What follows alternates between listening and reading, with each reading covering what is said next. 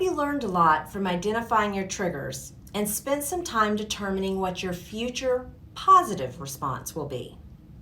Now that you know what your physical reaction is to a trigger, how you respond currently, and how you can have a more positive response in the future, you're well on your way. You just have to practice. Just knowing what to do and actually doing it are two completely different things.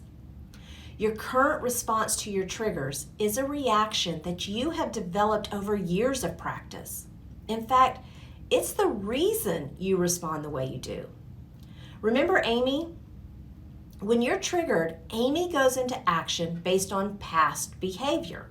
It's an automatic response. For you to change your reaction, you're going to have to teach Amy a new way. We do this through something called pattern interruption. Breaking a habitual thought or a behavior pattern to kind of shake things up. Now, pattern interruption disrupts a person's typical thought and opens the possibility for something new to take place. So when you say, "No, Amy, not today," you've now confused her, and she's waiting for you to tell her what to do next. The unconscious mind isn't effective at making decisions. That skill belongs to the conscious mind. And herein lies the power of pattern interrupt. To force the unconscious mind into a decision awaiting mode, you have to send it into a tailspin. You have to break the habitual flow of how things happen and force it to get into a what now mode.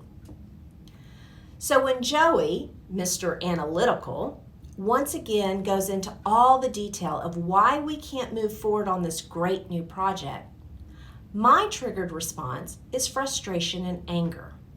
My behavior is to lash out at him verbally. Knowing that this gets me nowhere except creating bad juju in the meeting, I'm going to have to change my behavior. When I feel my anger response physically, I know what's coming next. I interrupt the pattern. "No, Amy, not today." Now, I input my new response to Amy. Joey's just trying to make sure we've researched all the data and understand the risks that are associated with this new project. Joey is looking out for me. Now replace it with a positive emotion. I'm thankful that Joey is making sure we have all the necessary information moving forward. The next step, and often the hardest, is to practice your new habit.